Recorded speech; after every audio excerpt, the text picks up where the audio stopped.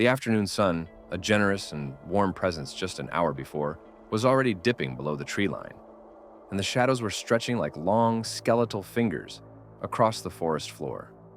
I was a fool, I know. I'd been told to stick to the marked trail, to not venture off into the deeper parts of the woods, but a sudden flash of iridescent blue, a kingfisher, I thought, had caught my eye, a vibrant, living jewel against the muted greens and browns. It led me off the path, promising a fleeting moment of beauty, and I, in my arrogance, followed. Now the bird was gone. The sun was fading fast, and I was completely, hopelessly lost. The fleeting beauty replaced by a chilling reality. The compass on my phone was useless, the screen showing a blank gray void where the map should have been. It wasn't just a lack of signal.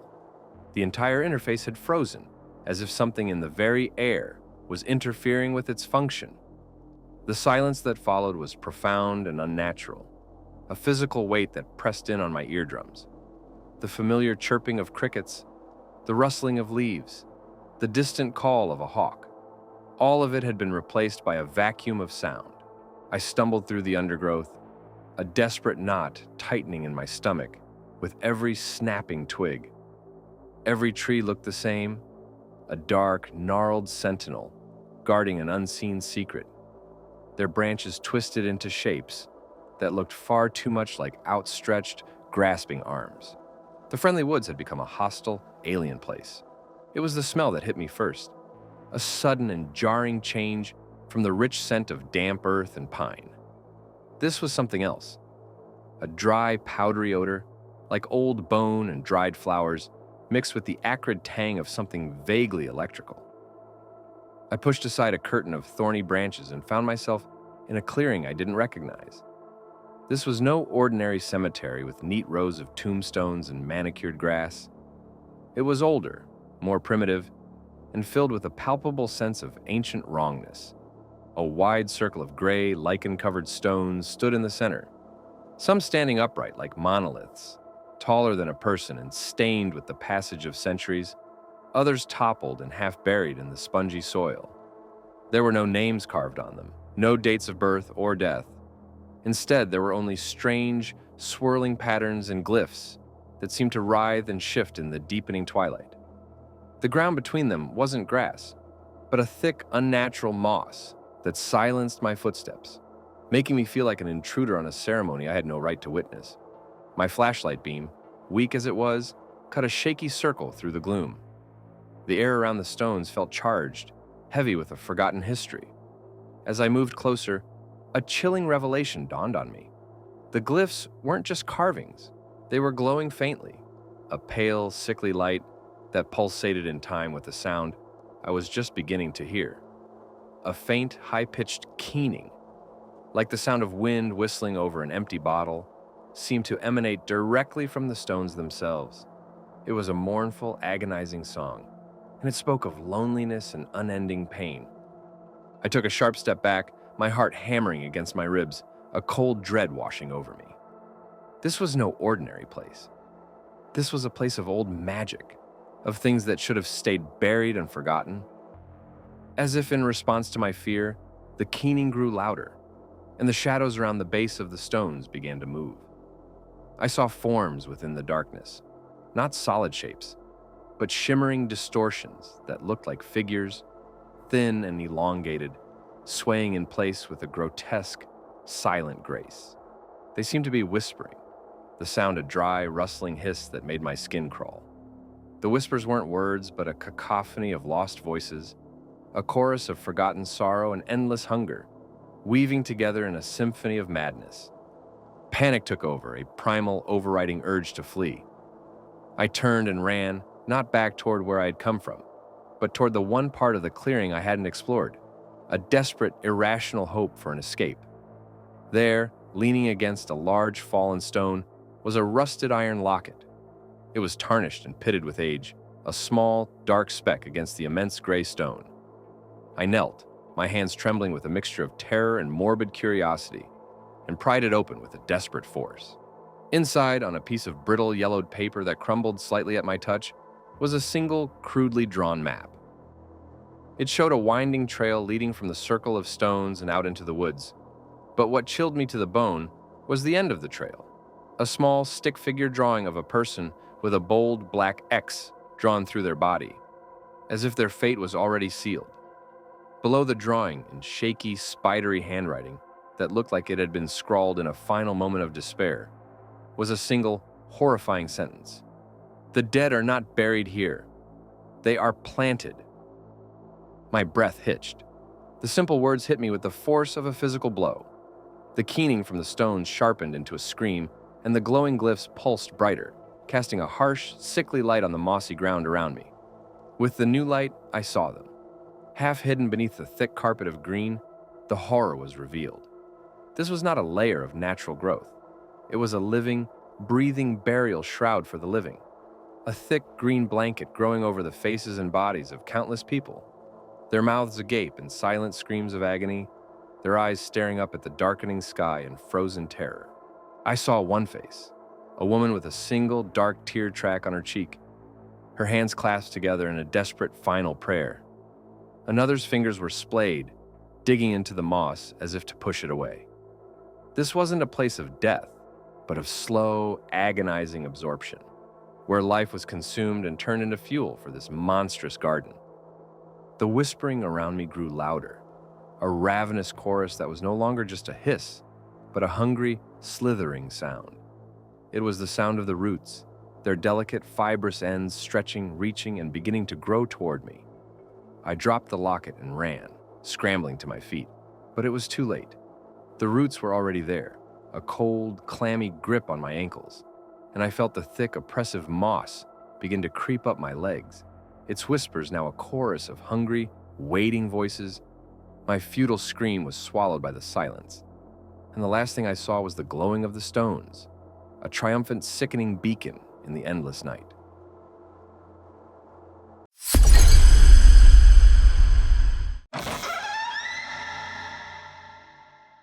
The engine sputtered and died with a final, choked gasp, leaving the three friends stranded on a back road cloaked in the suffocating black of a moonless night. The silence that followed was heavy and absolute, punctuated only by the nervous flutter of Alan's breathing. He slapped the steering wheel in frustration.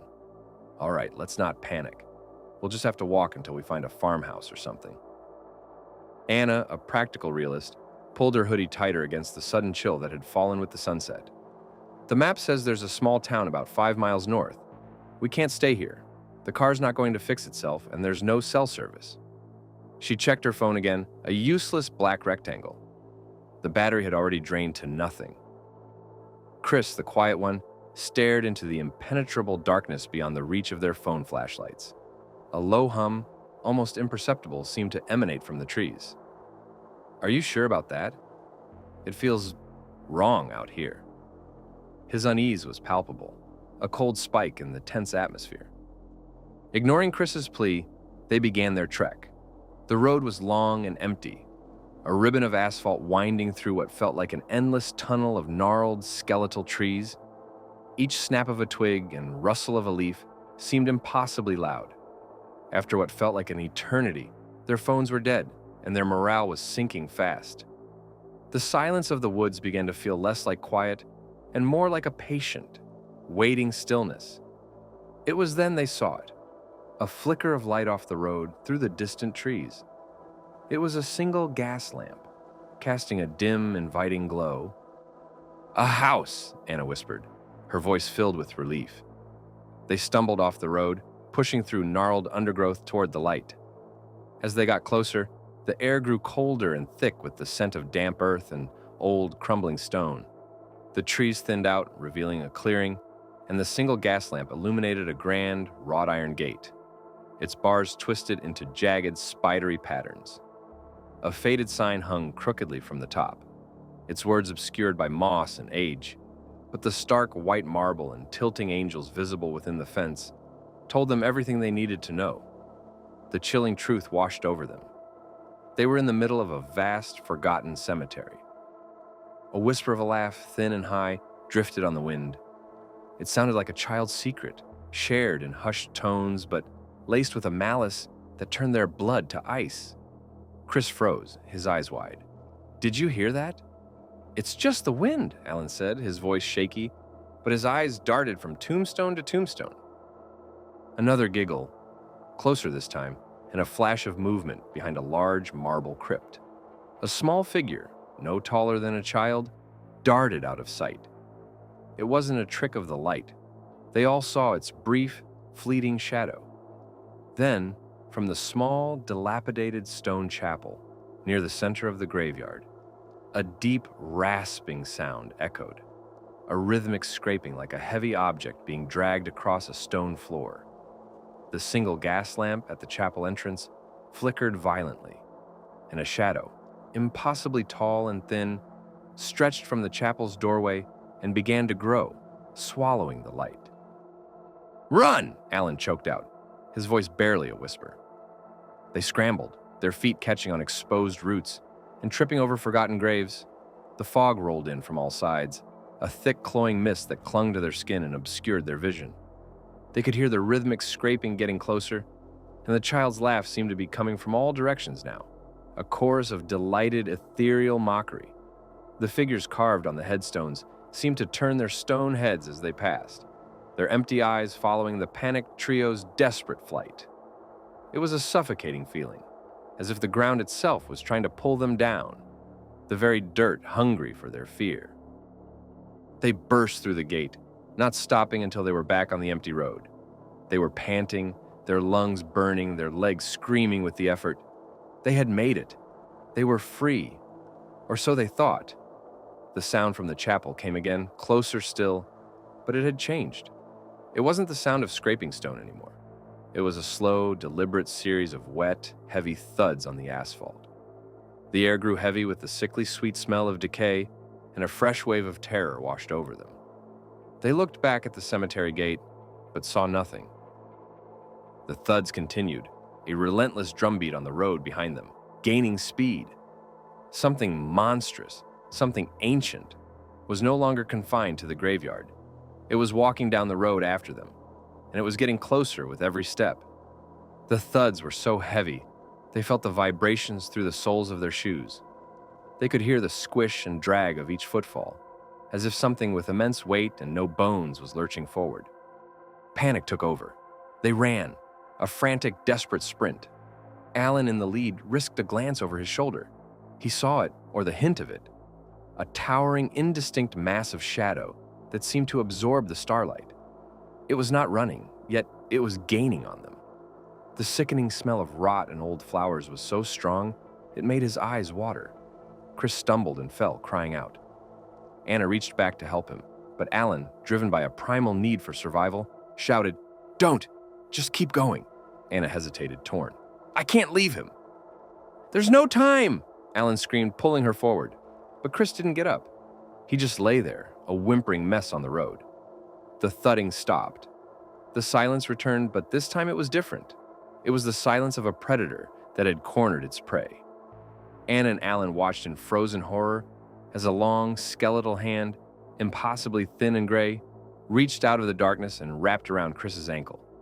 He didn't scream again. He just went limp, and with a soft, final squish, he was pulled into the darkness. Alan and Anna stood there, their minds shattered. The thudding resumed, and this time, it was closer than ever.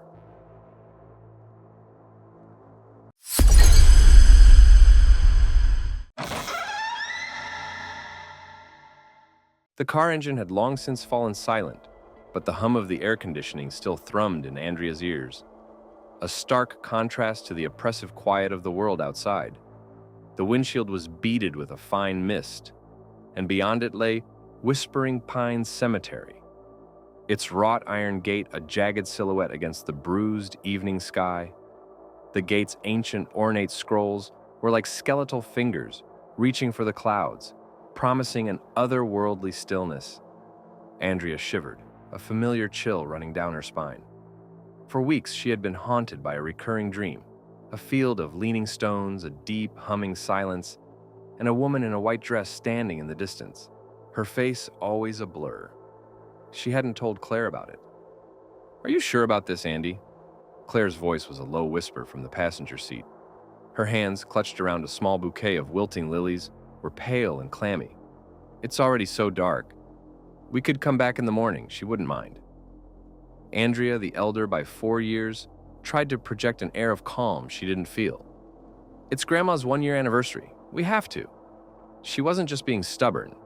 She felt a heavy, almost sacred duty to be here. A weight that had settled on her shoulders the moment they set out from the city. She remembered their grandmother's last days, a quiet decline marked by an increasing anxiety about a place she called the Garden of the Silent. They had dismissed it as a feverish delusion. Now, standing on the threshold of Whispering Pines, the name felt less like a fever dream and more like a warning. As they stepped out, a sudden, unnatural drop in temperature made their breath visible, and the scent of damp earth and old stone filled their lungs. It was an overwhelming smell, an aroma of decay and forgotten stories, mingled with the faint, sweet scent of lilies that seemed out of place. The cemetery was vast and ancient, its tombstones leaning at odd angles like a field of tired sentinels. A thick, pearlescent fog clung to the ground, swallowing the lower half of the markers and muffling their footsteps to a whisper. It was the kind of mist that didn't just obscure vision, but felt like a living thing, a cold breath on their skin that seemed to probe and find every sensitive nerve. "Let's not stay long," Claire said again, her eyes darting between the shadowy, grasping trees. Every rustle of a leaf sounded like a footstep. The air itself felt heavy, pressing on their chests, making it difficult to breathe deeply. They found the path to their grandmother's grave by memory, the familiar curve of the gravel path and the large, gnarled oak that marked the section. As they moved deeper, the silence became more profound, a heavy blanket that smothered any natural sounds. The rustling of the wind through the tall, dark pines was the only constant, a sibilant, mournful whisper that seemed to carry unseen words, and it made Claire pull her sweater tighter, her body trembling with a fear Andrea couldn't soothe. Andrea felt the subtle vibration of her phone in her pocket, a constant barrage of unread notifications from the outside world. But here, it was all sound and fury, signifying nothing. Suddenly, Claire stopped dead, her hand gripping Andrea's arm. "Andy," she breathed, her voice barely audible. "Did you hear that? I thought I heard my name." The sound was a soft, melodious hum, a sound more felt than heard. Andrea had heard nothing but the frantic thumping of her own heart, but she followed Claire's gaze. Ahead, at the very edge of the fog-drenched path, something white seemed to shift. It was a figure, tall and slender, standing perfectly still among a row of centuries-old monuments. It was clad in a long, simple white dress that seemed to glow with a faint inner light in the fading evening. It wasn't a shadow cast by moonlight. It was a source of light itself, an unholy luminescence that seemed to bend the gloom around it. The dress wasn't made of fabric, but appeared to be woven from mist and silver thread, shimmering with an ethereal quality. "It's probably just someone else visiting," Andrea said, her own voice sounding thin and unconvincing. "It's getting late. They're probably leaving too." The lie tasted like ash in her mouth. No one in their right mind would be here at this hour. The figure didn't move. It was completely motionless, a static, unnerving sculpture in the mist. Claire's grip on the lilies tightened and she began to tremble, a low, guttural sound catching in her throat. "Andy, look," Claire whispered, her eyes wide with terror. It's gliding." Andrea squinted, trying to rationalize what her eyes were telling her. Claire was right. The figure wasn't walking. There was no shuffling, no sound of feet on gravel. It was a smooth, effortless motion, as if it were being pushed along an invisible track, its feet never touching the ground. The mist around its feet seemed to swirl and part, a respectful wave of vapor. The white lady was moving slowly, deliberately, towards their grandmother's grave. A knot of ice formed in Andrea's stomach. Her grandmother's grave was at the end of this row, right next to the massive, weeping granite angel that Grandma had always said looked like a ghost herself. The figure stopped just a few feet away from the headstone. Her back was to them, a perfect, pale column in the gloom. The silence deepened further. so complete it felt like a pressure on their eardrums, and the air grew colder, and a sharp metallic smell, like 1,000 frozen pennies, filled the air, acrid and suffocating. Slowly, agonizingly, the figure began to turn. Andrea felt a scream lodge in her throat, a ball of hot metal that she couldn't release. Claire whimpered beside her, a choked sob. They had expected to see a face, even if it was pale and solemn. What they saw instead was a smooth, featureless surface of alabaster skin. There were no eyes, no nose, no mouth, just a hollow, blank canvas. Yet somehow, Andrea felt a terrible, empty gaze fixed upon her, a silent condemnation that she felt in her very soul. And then, a sound that wasn't a whisper, wasn't a breath, but a voice that seemed to be scraped from the bottom of an ancient well. It was a voice that echoed not in their ears, but in their very minds.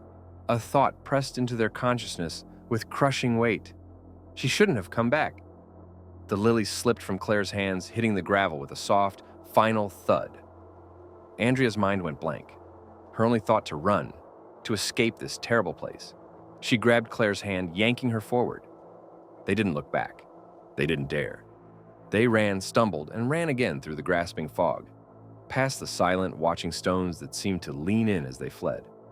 The cold voice followed them, a malevolent shadow in their minds, echoing the words over and over, its unholy hum growing louder with every step. They collapsed into the car, fumbling with the keys until the engine roared to life, the sound a welcome, deafening noise that drowned out their fear.